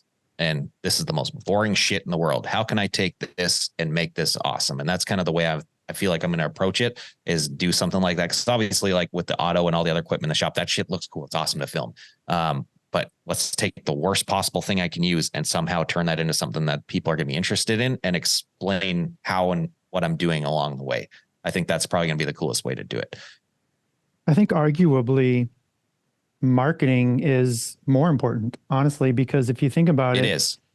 You know, you were saying, yeah, you both is important. And I think that's true. And I think I want to ethically, and morally, I want both to be important. If I'm marketing my product, I want my product also to be good. But I think arguably, especially when you're starting out, you know, like most important thing to do is market yourself, you know, because you could be the best screen printer in the world, but if nobody knows about you, then you're not going to have any business and you're going to be out of business. And so it's more important to be marketing, you know, and how many giant companies do we know that, and I'm not talking about our industry, I'm just talking about in the world, that are fantastic marketers, but have shit products. And so I think marketing is really important. Like the most important thing. I'm just saying, like, Lee, for you as an example, as like an outsider looking in, is it's kind of like, if you weren't good at video, you would just be another dude who was into motorcycles and was like, oh, I'm a screen print. And you just started a screen printing company. And yeah, you could have the same ethics you have of like, oh, I want to make sure that everything's the best quality, whatever. But if you didn't do any of this video stuff, where would your company be now? Oh, I'd still be in the basement. But that's what I'm saying. That's exactly what I'm saying, is like the skill that makes you who you are and makes you busy with a container full of shit that you got to do, and you're hiring fucking double the amount of people is the marketing. Like Absolutely. it is the making the videos, it is putting yourself out there, it's all these other things. And I think And that's he's a backing strong it suit. up then. Now he's Right. backing it up with the Right. service and the Right. And quality I mean, all you that, do but- print good stuff and like all this other stuff, and you can back all that up. But I'm just saying, like, the strong suit that you have that a lot of people would love to know is how to fucking get going on the marketing and the video side of it. Yeah. And that's something I kind of like with people I coach most of the time, especially people who are kind of starting at ground zero. They want to take the exact same path that I did. And I always tell them, don't do that. I don't think they need to do the that. I think they opposite. just need to have some basic skills into, I think it's a lot of it is just getting your feet wet. Like there's things like videos, like I used to do all the video and none of them are great. Like they were whatever. Like I took pictures of shirts and I did Some of those are pretty funny. I made videos, but the thing is like when you get somebody who takes it a step further, it changes completely. Like Bill does a lot of our video and stuff now, and there's shit that he does that I'm like, I never would have thought to do it that way, but he had to have learned and got his feet wet in it in some capacity. So I think that like a lot of people can walk around a press and just like film everything and then edit it together and put it out. But like you said, you had that girl where you're like, oh, well, here's the thing with foreground and whatever. And now she made a video that she probably couldn't have made unless you taught her that. No, absolutely not. And that's those little tricks, man. They go a super, super long way. And yeah, you know, right. Like I would be nowhere without the videos and shit that I filmed. Not even close. I'm team get your fucking shit in order. And I want to see a video every Sunday like it used to be. Yeah. Because and that's what I want. My goal for this year was to have 2 videos a week, which obviously I failed at miserably. But I didn't anticipate the business growing as big as it did and as fast as it did. That was kind of the issue there. But the funny thing is there used to be, I think when you kind of started, there used to be like a bunch that I would watch all at once. Like part of my daily routine is I get into the shop in the morning, like an hour and a half before anybody else. I'll eat my breakfast at my desk and I'll watch YouTube videos. But my go-to first was it was basically like screen printing TV. It was like you and Cam and Ryanette would have new videos and Marcotte would have a new video and like all this other stuff. And it was nice, like weekly to know like, okay, I've got my TV to watch this week of episode, whatever. But I feel like almost all of them are gone now, except you. Like Marcotte was doing them for whatever T&J, and then he was doing some for M&R, and those are gone. And I know Ryanette it seems like they stopped for a while or shifted gears. Like, yeah, they're starting to come back with again. But before it was like super consistent. Yeah. And then Cam, I don't even know where he went. Like he's just living in the mountains somewhere. He dropped off the map entirely, unfortunately. There's nobody really doing it. There's right now, I think in terms of screen printing videos, like I'm still making them very sporadically. Like we're talking like one every 2 months, maybe. Which sucks. And then you got, what's his name again? Bob, he went to your class there. So the Kim Prince, he's a cool dude. He's putting out stuff pretty consistently and you can see him slowly stepping his game up through them. I've been watching him. It's awesome to see that. But other than that, I don't think there's anybody. Everyone kind of disappeared. Like there's a few guys that are starting to do some stuff. Like Jesse from Startup Screen Printing, starting to do more and more stuff and picking up a little bit of speed, which is cool to see. He just hit, I think, his first 1,000 subscribers recently, which is the hardest one to get. And I saw another guy that's new. I forget. I'm sorry if you're watching this. I totally forget your name and channel name, but there was another guy that popped up recently that's rocking like a Riley 250 or something in a garage, and he's making stuff pretty consistently now. So it kind of fell off a bit, but it seems like there's new people slowly starting to come back on, and I'm hoping to see some of them actually take off and, you know, build some momentum with this thing. That'd be awesome. If there are some cool channels that if you're watching this that I don't know about, put them in the comments. Like I do want to see them. I think the thing with you though, is it's kind of like, I'm not watching your videos to be like, oh, this is how we burn a screen. Like I watch your videos because every video is some form of growth. And then usually you're like, oh, I fucked this up horribly. And then this is how I fixed it. And then it's like a TV show where like at the end, there's a resolution of this is how I got here kind of thing. I feel like a lot of these print video guys are like, hey guys, today we're going to print a 3-color print. And then it's just them fucking manually printing for 15 minutes. Yeah. And that's not going to hold anyone's attention or gain them as a long-term viewer or anything like that. Like they might get one view out of that video and be like, okay, I got a little tidbit of information, but they need some story, they need some structure, they need something to tie on to, they need like a personality to get invested in and things like that. And yeah, it's hard to find that. I've been looking for more people to do that because like just like you, I'm looking for print YouTube videos as much as possible, whether they're people who are printing at a level way above me or people who are just getting into it. I don't care. I want to find more people that are doing the stuff that I'm doing on YouTube. And it's been hard, man. I want to see some more people in here. And like, honestly, my biggest hope for it is for someone to come and give me a run for my money. That's what I want. I want some competition really, really bad because I thrive on competition better than anything. We need a United States version of Lee. Come on, guys. Yeah. We have the Canada that's kicking our ass, which we can't have. So we need a US guy to step up. Oh, man, I'm ready for it. Anyone. Mm-hmm. You got to teach them though that you got to start. You got to, what is it? A lot of those movies where you're the leader and you teach somebody, and then you guys get in a fight, and then in the end you battle. Yeah. I'm gonna Mr. Miyagi somebody. Yeah. I'm gonna take on Daniel. I'm Mr. Miyagi. I'll fucking find my Daniel son. And honestly, like any of these people who are getting into this stuff, like literally, you can shoot me a DM. You can message me anywhere on the internet. I will tell you everything you want to know. I don't guard any of this stuff. Like if you want to know cameras to use, how to shoot proper angles, how to edit stuff, whatever, I will talk about that shit all day because I'm a nerd. I love it. But not many people do, which is weird. Because I know when I'm learning stuff like Dylan, when I first started screen printing, how much did I blow up your DMs with the dumbest fucking questions ever? Yeah, I responded, right? Like I wasn't. I know exactly. Sharing. You responded with all that stuff. It was kind of the same thing, and a few people are like that will share stuff and help you out and whatever. And that's what I want to see. If anyone has questions about the camera side or the YouTube side, please ask me. I just like to see everybody succeed. I want to see. Yeah, I like you said, like I like when someone hits us up about something and I do actually have an answer for them, or I have something that will help them out. And then even if they don't respond to me and say like, oh, we fixed this, like just seeing their channel or their feed or something and see that they're doing something new and cool with the information that you gave them. Like, yeah, I get stoked on that stuff. There's not some serious competition here where it's like, I'm not going to tell you something or whatever, because I'm afraid you're going to be other than best printer in Canada. Well, I mean, that one. Yeah, that one. I want to beat everybody, but other than that, like, yeah, I just want to see people do good at stuff and enjoy this whole industry. Like, I fucking love this industry. It's awesome. And just help them grow and whatever. Like if somebody I gave information to somehow got more successful than me, fucking awesome. That's sweet. I don't care. A lot of people are very different when it comes to that kind of thing. It seems like. What's next for you? I know you were saying that you're scratching your head and being like, I need to get another press. I need to get more employees, whatever. But what do you see you doing differently in 2024? Well, the first problem to solve is going to be a new space because I've maxed this one. I maxed this one out before I even started. Can you add on to it? That's, I don't know. It's kind of wishy-washy right now. It's just like a steel. It's like a steel structure, right? Like it's more the city not allowing me to add shit here because it's technically a home business, and there's like really stupid laws where I live about that.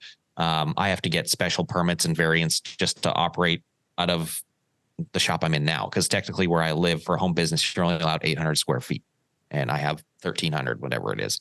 So every year I got to get all my neighbors to sign off on this dumbass form and go to the government. It's super dumb.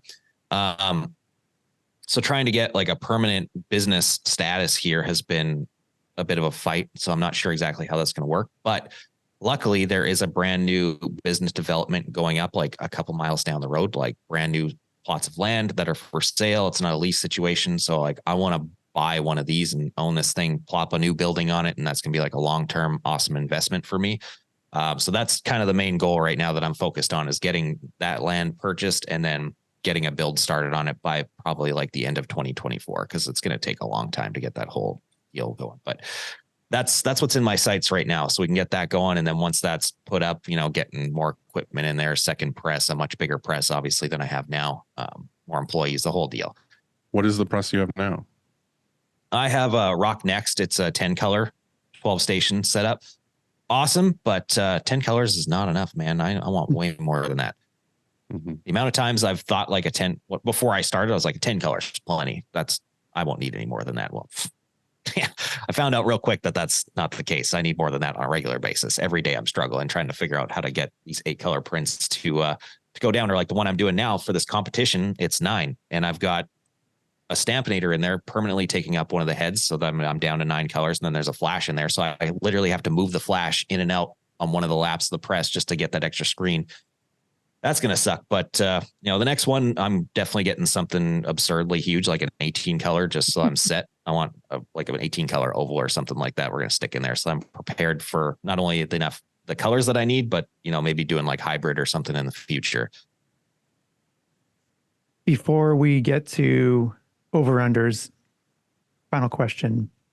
How much or what percentage would you change from in your new shop than from how you built out this last shop? Like, how much different will this new shop be? Oh, entirely. This shop that I have now was just like, this was just throwing lipstick on a pig. It was just, I found a spot that had a space that I could move into quickly, and that was it. So some people have gone and looked at my shop and like, talk shit about the layout. Like, oh, you should have done this, and whatever. And I was like, look, man, like I blueprinted this shop down to the fucking inch. All that equipment is fit in there exactly how it can fit. There's no other way. And the workflow in there, it sucks. It's pretty bad for a lot of stuff. Some stuff works great. Other things, not very well. This new one, it's going to be built from the ground up. So I'm going to actually be able to design it to operate like a proper print shop. But at the same time, I'm going to build it as a studio kind of thing. So it's going to kind of be a dual purpose setup. So like build this place to film videos in and have proper lighting just built right into the shop and things like that right out of the gate, and not have to have light stands and crap moving around and things like that. But mainly I want to have that workflow like just dialed. Friggin' Scott from King's Screen getting me into that whole lean manufacturing thing. It's got my brain itching every day, figuring out ways to like remove little steps out of things and whatever else. So now it's like I'm on a mission when this new shop goes out to like, let's make this thing as efficient as humanly possible. The biggest thing that we hear from most people, and I wish I had, is just have breathing room. Like Tyler's new place. He's like, oh, I've got more than enough space that I know what to do with. And it's just like, fuck you. Like, I love you to death, but like, I'm so jealous at the fact that you have all this space that you just don't know what to do with, or you're like, oh, I have so much space that I'm like renting it out to friends to do this and this and this. And it's like, if I just had extra space to just move pallets of shirts around or like stage more jobs and whatever, I'm like you, where like I bought this building and we've grown into it and we're like, we'll never fill this space. And then for the last like 6 years, we've been like busting at the seams. But then I'm also fighting, this building is fucking bought and paid for, and we're still cranking out a lot of shirts in it and everything else. Like, do I move? Like, I don't think I ever would. I think I'm more in the camp of like, I'm just going to keep what I have and I'm going to run my business based on what I have and what's available. And if anything, I'll just say no to more work and say yes to more work that's more profitable and makes me more money and everything else. And then we'll just keep printing out of the same space we have. But like, I totally feel your pain of like, oh, that might not be the best layout. It's like, yeah, but this is the option I have to make this fucking operate. Yeah. Yeah. A lot of times you don't have a choice, because like when we expanded here, there was already like a panel right here. And if we were to move it, it would cost $15,000 or whatever. And then there's a beam here or something. And so we have to put the wall right here by the beam. You know what I mean? So like there's all sorts of choices, and like plumbing even, you're sort of stuck in a lot of times. And even when you build out from scratch, like ground up, like you're saying, we did that with our house 4 years ago. And I was sure that I had everything right. Like, oh, the window here and the light switch here. There's a bank of light switches on our wall, like going to the kitchen. There's 4 switches. First of all, that's stupid. Never have 4 switches because it's too many. I only know what one of those switches does, like now. And I know which one to push. That's the one that with the light. I don't know what the other shit does. And every once in a while, like you'll push the wrong one. I'm like, yeah, I live here. Like I forget, And so like, it's hard because there's so many things. I remember doing that walkthrough and the electrician was with us and they're like, oh, this is where this bank of 4 will be. And these do that. I'm like, sounds good to me. Cause you're listening to so many other things, there's just so much to go into a project. And so I was just curious, like if you were going to build on this next shop, like if you're like, oh, it's all going to be different or half of it's going to be different or, cause you make these mistakes your first time around and you're like, oh, well, I'll never do that again. Like I'll never have my whatever by this. And so it's just interesting. I would love to have a do-over. you just don't know what you don't know. And there's so many unforeseen things that you just kind of do your best and you see what happens. Like an example, this has nothing to do with printing, but like the front of the shop for years and years, I wanted to extend the roof, like from where it was over like our handicap ramp and our stairs into our front door. And we finally did it. I was so stoked. Like, yeah, we have fucking, cause we're obviously like you, Lee, like in the north and fucking it snows and rains half the year. And I was like, cool, we'll have a roof. And we finally got the fucking roof done like a week ago. And then we had a big rainstorm and like some snow the next day. And like all the deck was covered with snow and rain. And I was like, what the fuck? Like, we just put a roof over. But what we didn't realize is the building is so long that the wind just hits the building and travels down the building and just pushes all the rain and snow on the fucking deck. So now tomorrow my dad's coming and we're ripping the old deck off and we're going to start building a new one. But now we changed the plans to build a wall from the roof down. So like kind of closing off that corner. And it's like, you just don't know. Like you plan, you're like, oh, this is gonna be perfect. We're gonna put a roof and a new deck and blah, blah, blah. But then when it's actually in place and real life happens and real shit happens, you're like, well, fuck. And I'm just sitting there drinking like something and Brian walks up behind me and he's just like, can't have nothing. Like, you know what I mean? Like you try so hard to like improve shit and then just stupid stuff happens and you're like, well, fuck. No, yeah, that's what it was like with this place. I thought this was going to be amazing when I moved in. I was like, oh, I got this all planned out. It's going to be perfect and whatever. And by the time I started really working in here, I was like, man, this sucks. Most of this place is fucked. I should have planned this out better. I should have done this, this, and this. But I mean, everyone wants to be Captain Hindsight after the fact. You kind of got to get your feet wet and figure it out. And with this one, I mean, I feel like, yeah, I've got a great plan going in, but I mean, yeah, everyone's got a plan until they get punched in the face. I'm sure once I get this thing up and running, I'm gonna be like, oh shit, I should have done all this stuff differently. Hard again. I've got a Google Doc of stuff like things that I hate in my shop or things that I like see in other people's shops. I'm like, ooh, that's a cool smart idea or this and that. That Google Doc is monstrous. It's huge. Like when I get this thing going with the builder, they're gonna fucking hate me when I hand them this thing. But I feel like I'm planning pretty far ahead to where I'm gonna eliminate some of that stuff. But I'm the bigger you get, the more problems you're going to have. I'm sure with you guys have grown absurdly big businesses compared to where I'm at now. And I mean, how many times have you guys gotten a new press or you expanded your building or this or that, where you're like, fuck, you thought it was perfect and it wasn't. The truth of that is though, and this is like a serious note, is we've all talked about growing businesses and getting new spaces and all this other stuff. But then a lot of the things and a lot of discussion recently, especially with certain shops we know, like going out of business or having hard times or whatever, is like, what do we actually want? Like out of life and out of a business and everything else. Like I know the rat race is like grow, grow, grow. But in reality, it's like, can you make what you have work and be happy and profitable and all this other stuff? Like I know you want to move and like all this other things, but like,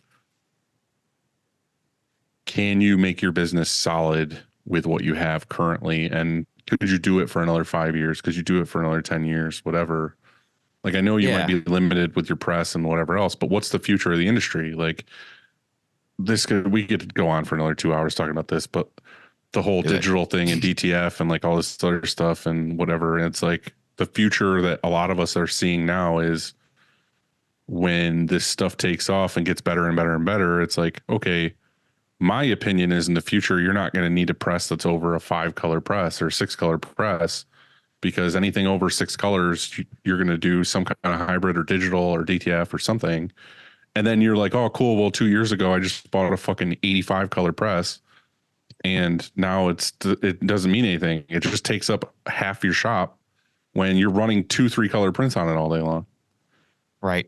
And so you could go out and buy a fucking Sportsman 6.8 or something, and you could run all your screen printing on it all day long because you're only doing 4-color prints.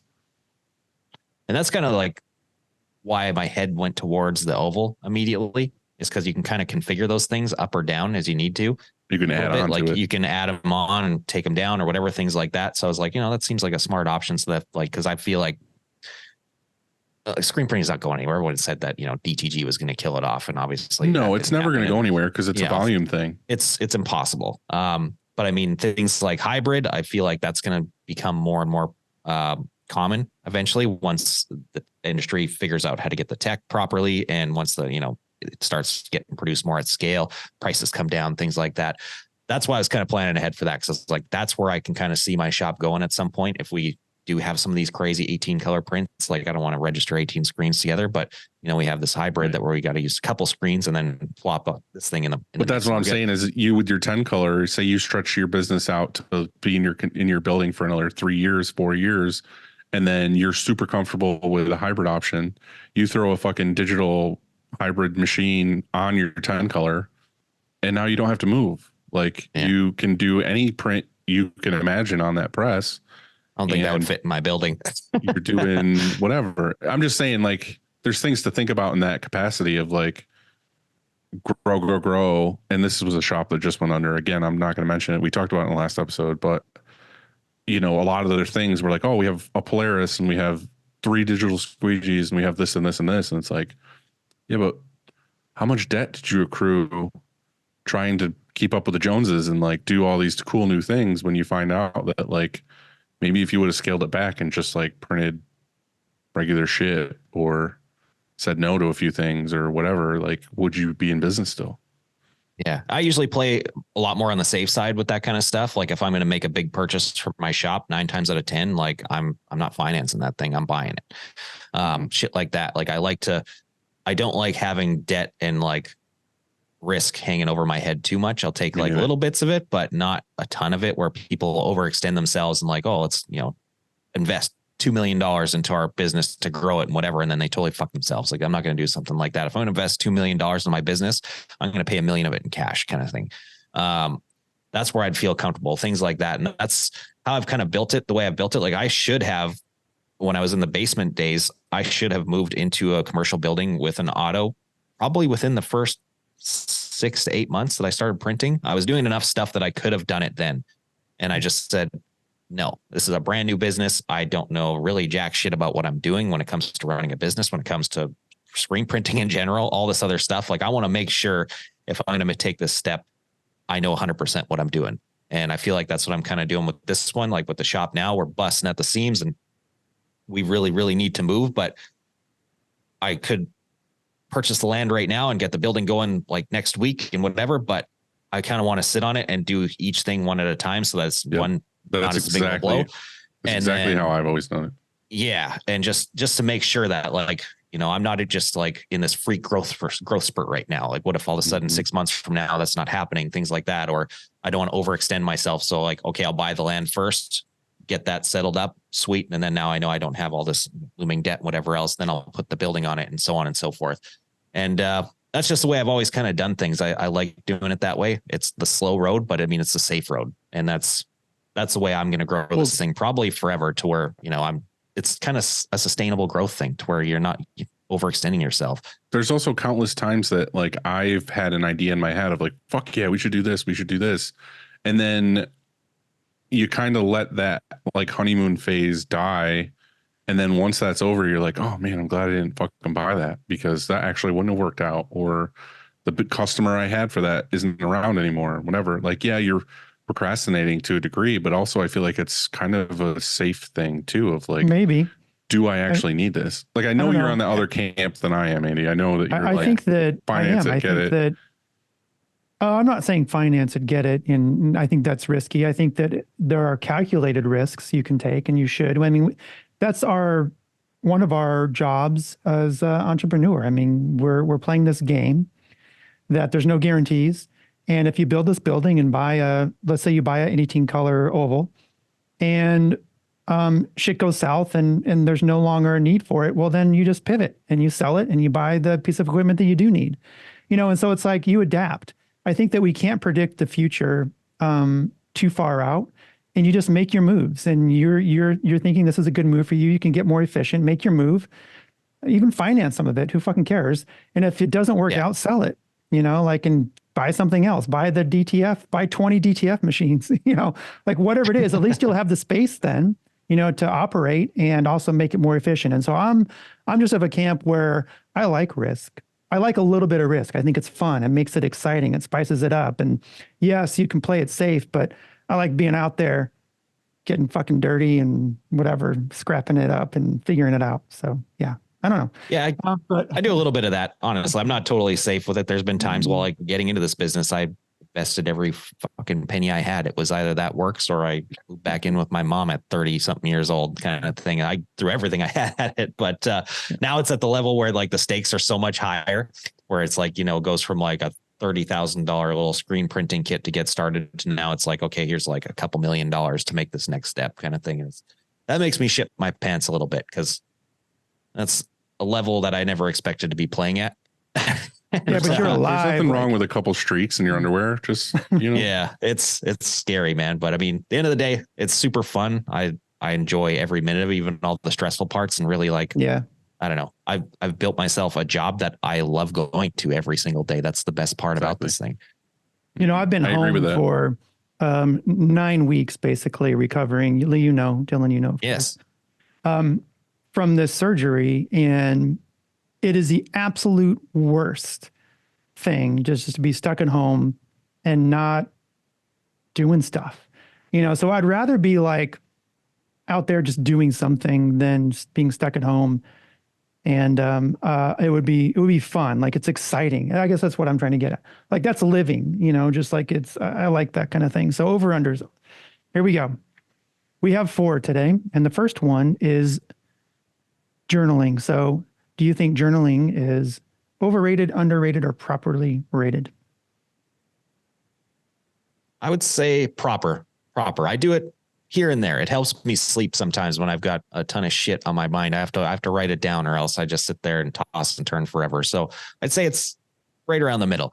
Some people kind of overhype it. I feel like, where it's like, this is going to save your entire mental health. That is not going to happen with that. I'm sorry, but it does help.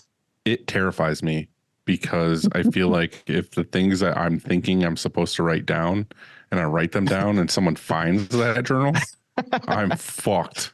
Like, I'm not trying to be funny. I'm not trying to be fucking gross, but like, if I was to write down all my thoughts and feelings all the time and someone read that shit, like, it'd be rough. Yeah, fucking padded room somewhere in upstate New York. So I'm just not gonna journal, and I'm just gonna suppress that shit and die of a heart attack at like 40. So let's see how it goes. I think there's lots better of ways than to someone journal. finding that journal. I think you can journal all of your deep, darkest thoughts. That's one journal maybe that maybe you shouldn't write. But there's also journaling that you can do every day, like let's say before you go to bed, and just talk about like good and bad stuff that happened during your day. And so what I should do is I should journal and then light it on fire when I'm done with it. Like, I got it out, I wrote it down, I feel better now, but then burn it. There you go. All right, next we have dumb phones. That's right, a dumb phone. What do you mean by a dumb phone? So not smart. So no Wi-Fi access, no You apps. mean like a fucking razor? Yeah, like just a like a flip phone that you can receive calls on, but you aren't ruining a big chunk of your day. I say ruining, distracting or interrupting or whatever you want to call it. This large chunk of your day on Instagram or whatever you're doing, or emails. You have no ability to check that shit when you're with your family or when you're whatever on a walk. I mean, like, you have to, having a smartphone in your hand, it's very tempting, right? Or near you or in your pocket. You're going to check it.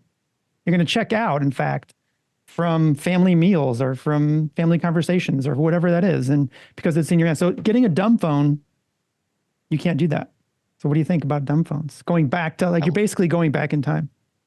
Yeah, that's massively underrated. I would love to have a dumb phone. That would be such a life-changing experience, because my phone doesn't shut the fuck up all day long. Like, every 5 minutes that thing is making a sound, it seems like. And it's just, some days I'm just like my employees will hear me like scream across the shop and just be like, shut up. I'll start freaking out over nothing. They're like, are you talking to me? I'm like, no, it's my stupid phone. So I'm just getting like bombarded with messages and emails and all that stuff all the time. And I mean, you want to walk away from it, but at the same time, it's like you have responsibilities and all this other stuff and whatever. If we were able to like take all that completely out of the mix and just be like, nope, I don't have a phone that can do that. Sorry about that. That would be fantastic. I think that, and this is a big thing that I'm actually working on for this year. I think that I get way more done if I just allot myself specific time in the day to just check my phone. Like it's catch-22 because there's so much content that I get inspired by or learn by or talking to people, like you said, like DMing other printers and figuring shit out. Mhm. Like it's addicting to just like constantly have growth and have any question you have in your brain be able to be answered with the internet in your hands. But I find myself doing tasks at my desk where I'll do a quick thing, like I'll send a quick email to somebody. The very next thing that my brain just does is reaches for my phone and I check it to see like what's happening. And then I find myself doom scrolling for 5 minutes. And I'm like, fuck. And I literally say that out loud. I'm like, fuck.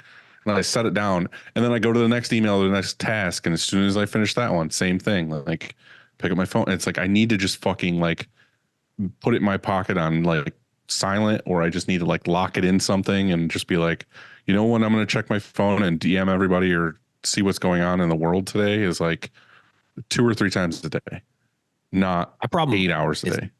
My problem is DMs. That's the worst. Like I wish like everybody could just text message me or something like that, because that would probably make me so much more productive, because, you know, people DM me on like Facebook or like send you a Snapchat or fucking whatever, TikTok, all this crap.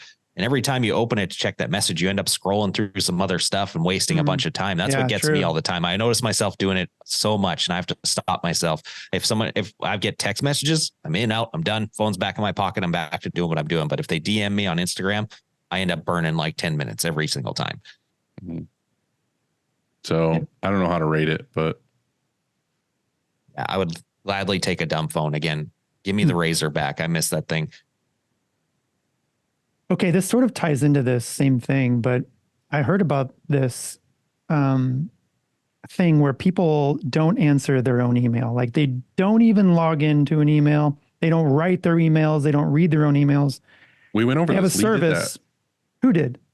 Lee, he avoided customer emails for like 6 months. But this Okay, is continue, real. sorry. Like I'm not, yeah, like for real. You can have like a personal assistant, right?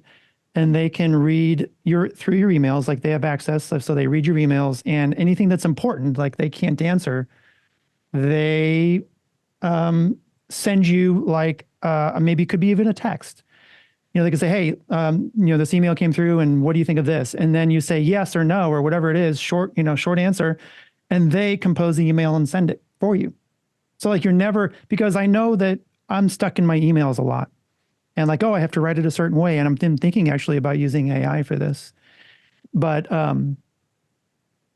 just think that I waste a lot of time in emails, cleaning out my inbox and getting junk email and all this kind of stuff, unsubscribing, which I try to do as much as I can. Like, oh, I've seen this same email from this whatever place, you know, 4 times. I'm going to unsubscribe this time so that I don't get it.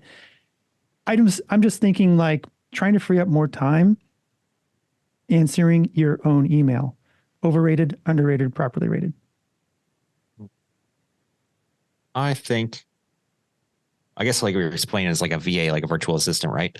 I would call them, I don't even know what I'd call them. I would call them something I don't fucking trust at all.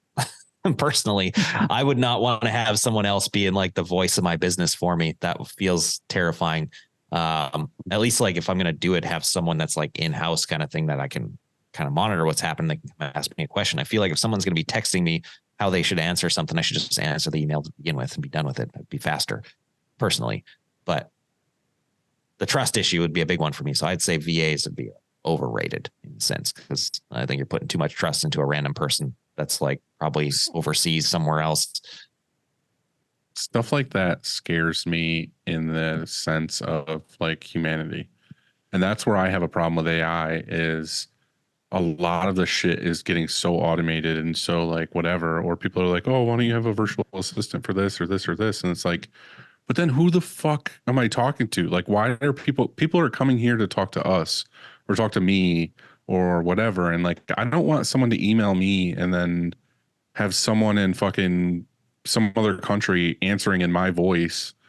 And then I actually see this person in public and they're like, oh, I'm like, remember when we talked about this? And like, actually you talked to fucking some other person in some other country. And it's just like, well, like, it's like the whole Wall-E thing all over again. It's like we keep talking about this stuff where eventually it's going to get to be like Wall-E, where you're just a fat fuck on a chair with a computer screen and like slushies pop out of the fucking thing.